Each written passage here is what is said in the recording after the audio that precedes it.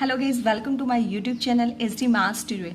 आई friend, देखते हैं chapter 2 relation and functions के questions. Question number 5, if a equals to this, तो find, आपको वैल्यू फाइंड करनी है a cross a। It means triple cross a की वैल्यू फाइंड करनी है।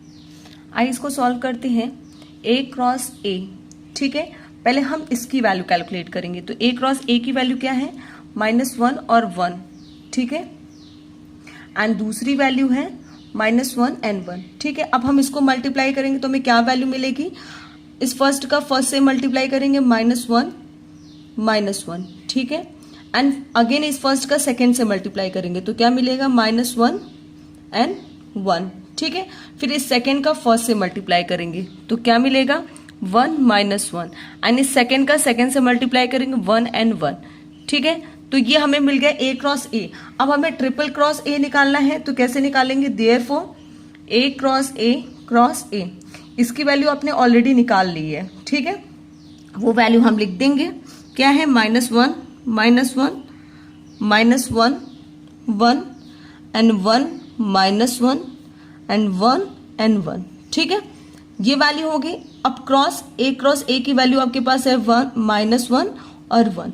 अब मल्टीप्लाई करते हो तो क्या करेंगे? इस पूरे का मल्टीप्लाई इस फर्स्ट से, ठीक है।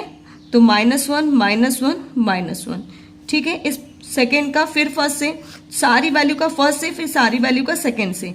तो बस लिखते जाएंगे -1 -1, फिर इसका फर्स्ट से 1 -1 एंड -1, ठीक है। 1 एंड -1, ठीक है। अब इस फर्स्ट पूरी वैल्यू का सेकेंड से मल्टीप्लाई करेंगे -1 1 हो जाएगा, ठीक है। फिर -1 एंड 1 सेकेंड से मल्टीप्लाई किया, थर्ड से मल्टीप्लाई करो 1 -1 एंड 1 हो जाएगा, एंड 1 एंड 1, ठीक है। तो ये हमारा क्या हो जाएगा? आंसर हो जाएगा। आइए देखते हैं क्वेश्चन नंबर 6।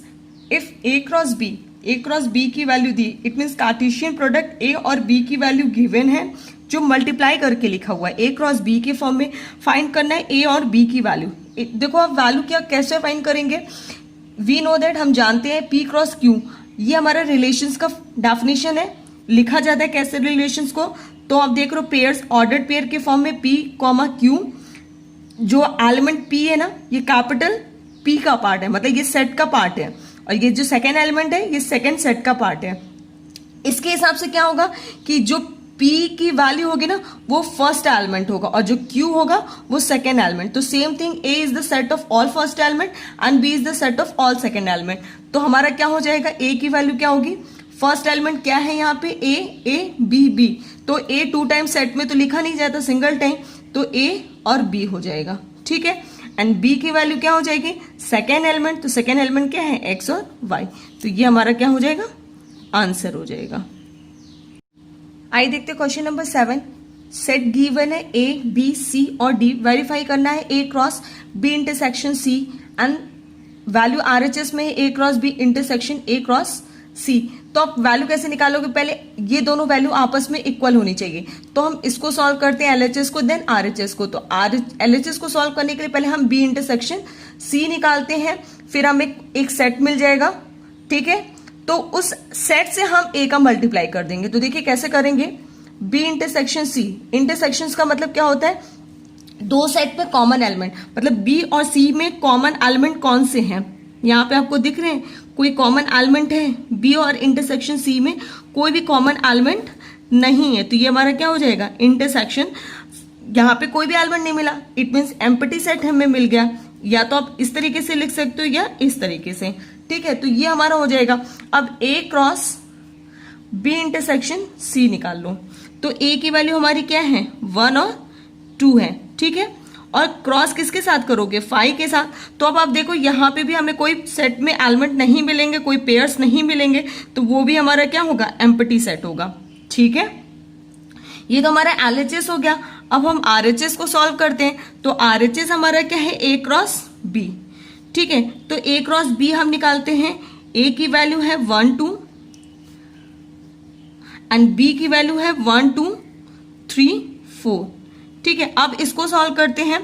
तो इसका ऑर्डर्ड पेयर बनाओगे तो क्या बनेगा? 1 1 1 2 1 3 1 4, ठीक है, फर्स्ट एलिमेंट का सबसे मल्टीप्लाई, एंड इसी तरीके से सेकेंड का 2 1 2 2 2 3 एंड 2 4।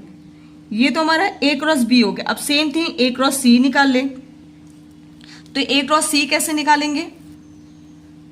A क्रॉस C के लिए क्या है, A की वैल्यू आपके पास है 1 2 एंड C की वैल्यू है 5 6, यहाँ पे क्रॉस होगा। अब हम इसको सॉल्व कर लेते हैं। तो क्या पेयर मिलेगा, 1 5 1 6 2 5 एंड 2 6। अब आप ये देखो कि A क्रॉस C और A क्रॉस B में कोई कॉमन एलिमेंट है, आपको यही निकालना है ना। RHS में क्या है, A cross B intersection A cross C। तो अब देखो इसमें कोई कॉमन एलिमेंट है, कोई भी नहीं। 1 5 इसमें नहीं है, 1 6 इसमें नहीं है, 2 5 भी इसमें नहीं है और 2 6 भी नहीं। इट मीन्स हमें क्या मिलेगा, एम्प्टी सेट। इट मीन्स आप देख रहे हो कि फर्स्ट वाले में LHS भी 5 था और RHS भी, तो दोनों आपस में इक्वल है। इट मीन्स ये वेरीफाई है, कंडीशन ट्रू है, ठीक है। अब देखो A cross C is a subset of B cross D। तो A क्रॉस C तो आपने अभी निकाल लिया, ठीक है, फर्स्ट वाले में। अब सेकेंड पार्ट है एक A cross C is a subset of B cross D। तो A क्रॉस C आपने निकाला, अब B क्रॉस D निकालते हैं। B क्रॉस D निकालते हैं। B क्रॉस D के लिए क्या है, 1 2 3 4 एंड D की वैल्यू है 5 6 7 8। अब इसका मल्टीप्लाई कर लेते हैं।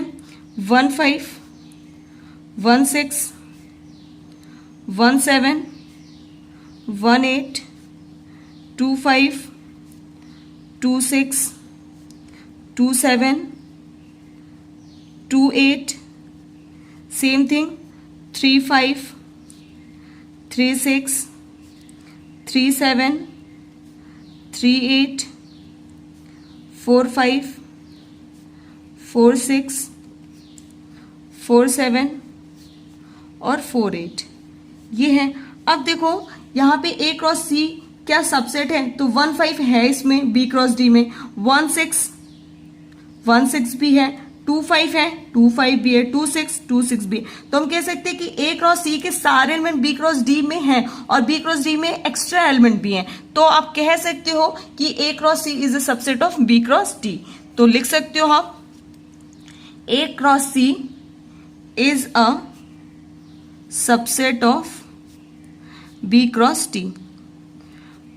ये वेरीफाई हो गया फ्रेंड। अगर वीडियो पसंद आया तो प्लीज़ लाइक करना, शेयर करना अपने फ्रेंड के साथ और सब्सक्राइब करना ना भूले। Thank you so much.